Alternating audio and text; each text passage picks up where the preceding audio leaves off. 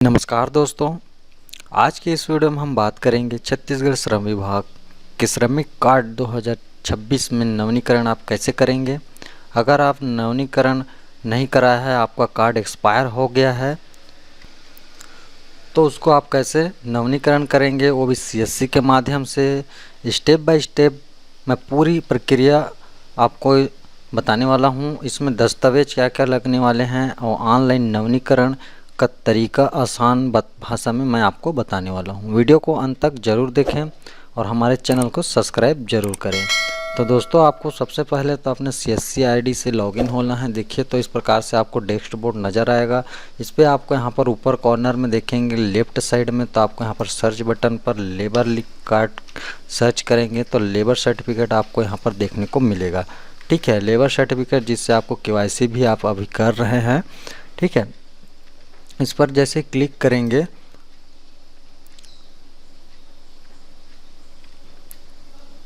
तो आपको इस प्रकार से डैशबोर्ड नज़र आएगा। ठीक है, इसमें सारे जो आपके काम के चीज़ हैं, होम बटन, योजना, पंजीयन, नवीनीकरण। ठीक है, इसमें नवीनीकरण दिया है, आधार संशोधन अभी केवाईसी स्टार्ट है, चल भी रहा है। ठीक है, तो दोस्तों यहीं से आपको नवीनीकरण करना है। कैसे करना है, चलिए मैं आपको स्टेप बाय स्टेप बताता हूँ। तो आपको यहाँ पर देखने को मिलेगा, यहाँ से आपको योजना, यहाँ पर पंजीयन नवीनीकरण। ठीक है, नवीनीकरण पंजीयन आपको आवेदन पर यहाँ पर क्लिक करना है। उसके बाद देखिए, यहाँ सबसे मेन पॉइंट यही रहता है कि आपको यहाँ पर नवीनीकरण के लिए आवेदन कैसे करेंगे। ठीक है, तो यहाँ पर अपना ज़िला चुनेंगे। ठीक है, ज़िला हम अपने ज़िला चुन लिए हैं। उसके बाद यहाँ पर हमारा ग्रामीण चुन लिए हैं। उसके बाद यहाँ से आपको विकासखंड चुनना है। ठीक है, उसके बाद यहाँ से आपको पंचायत चुनना है। ठीक है, आप बारीकी से देखते रहिए कैसे आपको नवीनीकरण निकालना है। ठीक है, उसके बाद देखिए, आपको यहाँ पर अपना वार्ड चुनना है, गांव चुनना है। उसके बाद यहाँ पर पंजीयन में स्थिति में रजिस्टर्ड और जिला आपको लिंग में आपको यहाँ महिला या पुरुष वो आपको चुन लेना है। उसके बाद यहाँ पर विवाहित हमने चुन लिया है और यहाँ पर आप जाति भी चुन सकते हैं। ठीक है, जिसका भी आप करना चाहते हैं, अगर उसको आपको जाति पता है तो आपको वहाँ पर जाति सेलेक्ट कर लेंगे। जैसे हमने अन्य पिछड़ा वर्ग यहाँ से चुन लेते हैं।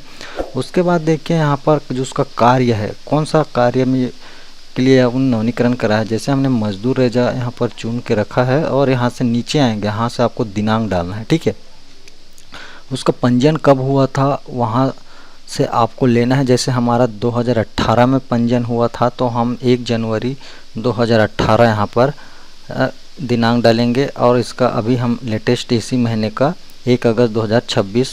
उसके बाद देखिए, यहाँ पर खोजें पर क्लिक करना है। ठीक है, ये देखिए दोस्तों, तो देखिए हमारा यहाँ पर ये नवीनीकरण निकल के आ गया है। हमने इसी का नवीनीकरण करना है। तो देखिए, हमारा यहाँ पर रजिस्टर क्रमांक, नवीनीकरण दिनांक यहाँ पर स्पष्ट दिखाई देता है। ठीक है, और यहाँ पर नीचे लास्ट में देखें टिप्पणी, विवरण, नवीनीकरण और डाउनलोड यहाँ पर दिखाई दे रहा है और यहाँ पर पूरी डिटेल आवेदक का दिखाई दे रहा है। ठीक है, तो देखिए इस प्रकार से आप निकाल सकते हैं। यहाँ पर नवीनीकरण पर क्लिक करना है। ठीक है, तो देखिए नवीनीकरण के लिए सेम फॉर्म आता है जैसे हम पंजीयन करते हैं, उसी प्रकार ये पूरा फिल होके आता है जो पंजीयन कार्ड के अनुसार। ठीक है, इसमें आपको कुछ ही को भरना है। जैसे यहाँ पर मुखिया का नाम, इसको आपको हिंदी में टाइप कर देना है। मुखिया का नाम जैसे इसमें हम डाल देते हैं, मुखिया अभी सिर्फ उसकी माता जी है सावित्री, तो वो डाल देते हैं। ठीक है, ये हमारा फिल हो गया।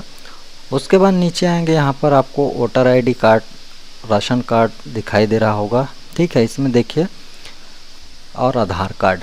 ठीक है, इसमें बैंक की जानकारी में हम सुधार करेंगे। जैसे ये यूनाइटेड बैंक अभी पंजाब में लिंक हो गया है, तो इसमें हम पंजाब का बैंक लिख देते हैं। ठीक है, पंजाब नेशनल बैंक है, इसको हम इंग्लिश में टाइप कर देते हैं पंजाब नेशनल बैंक। और आपको देखिए, हमारा अकाउंट नंबर सेम है, तो हमें अकाउंट नंबर को हम नहीं छेड़छाड़ करेंगे। ठीक है, इसमें हम पंजाब नेशनल बैंक लिख देते हैं क्योंकि यूनाइटेड बैंक उसी में मर्ज हो चुका है। उसके बाद देखिए, हमें यहाँ पर आईएफएससी कोड चेंज हो चुका है, तो आईएफएससी कोड अपने पासबुक के अनुसार ही डालेंगे।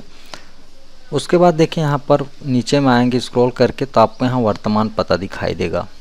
ठीक है, वर्तमान पता में आपको सभी फील्ड रहता है, इसमें हम सिर्फ मकान नंबर को हमको एंटर करना है और यहाँ पर मोबाइल नंबर हमारा पुराना है, इस अभी वर्तमान में नहीं चल रहा है, तो हम इसको मोबाइल नंबर को भी चेंज कर देते हैं। इसमें OTP की ज़रूरत भी नहीं पड़ता है, ठीक है, तो OTP नहीं लगता है। और यहाँ से हमको सुरक्षित, नीचे आपको देखिए सुरक्षित करें, यहाँ पर नीचे बटन दिया हुआ है, आपको इस पर सुरक्षित पर क्लिक करना है। उसके बाद देखिए यहाँ पर पेमेंट का ऑप्शन आ जाएगा, आप CSC वॉलेट से इसको पेमेंट कर देंगे। जैसे ही पेमेंट हो जाता है आपको सेकंड पेज पर आपको ले जाएगा, ठीक है। जैसे यहाँ आवेदन पूर्ण करने के लिए आगे जाएं, ऐसे इसमें क्लिक करना है।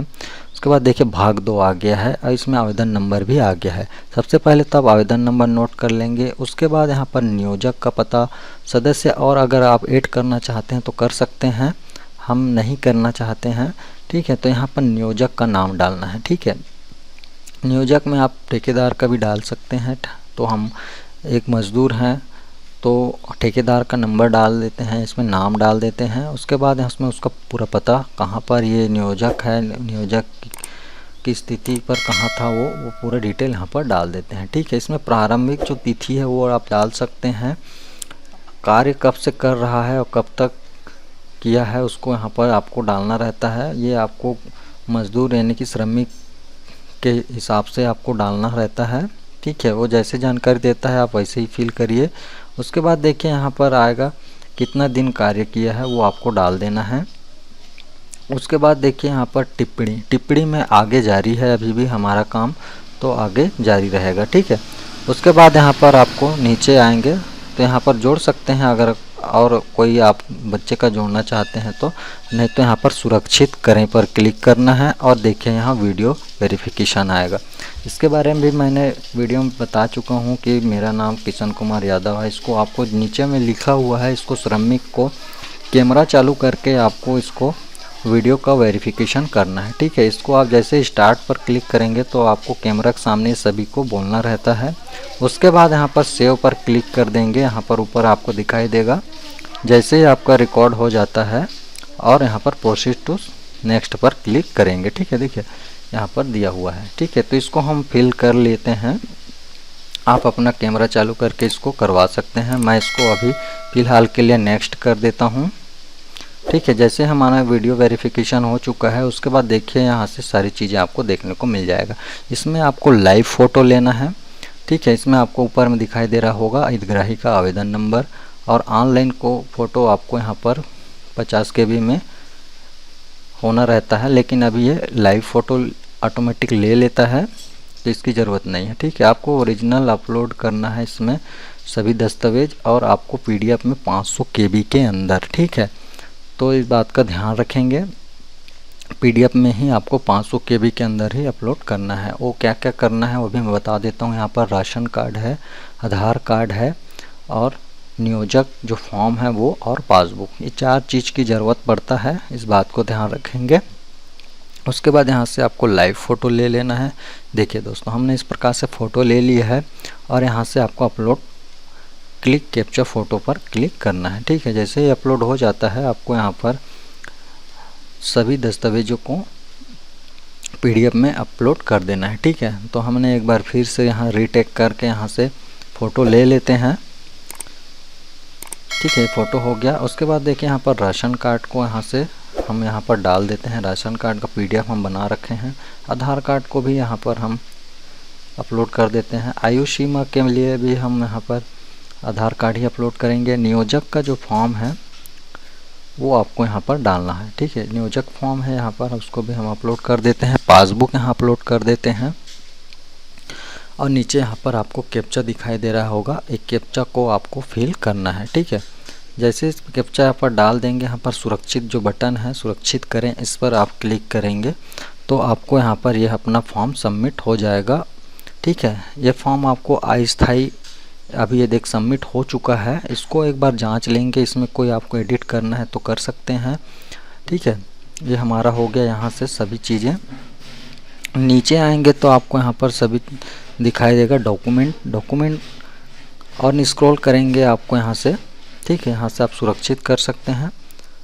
ये देखिए दोस्तों हमने जो डॉक्यूमेंट यहाँ पर आपको स्थायी रूप से सुरक्षित करें, नीचे दिया हुआ है यहाँ पर आपको इस पर क्लिक करना है। तो ये फाइनल सबमिट आपका हो जाएगा। तो देखिए दोस्तों, इस प्रकार से आपका फाइनल सबमिट हो गया। इसको प्रिंट आउट ले रखना है आवेदन क्रमांक को, ताकि आपको डाउनलोड करते समय आवेदन की नंबर की ज़रूरत पड़ेगी। दोस्तों, तो इस प्रकार से आप भी अपना नवीनीकरण CSC के माध्यम से कर सकते हैं। और हमारे चैनल पर नए हैं तो सब्सक्राइब करें। वीडियो अच्छा लगा तो लाइक शेयर ज़रूर करें। धन्यवाद।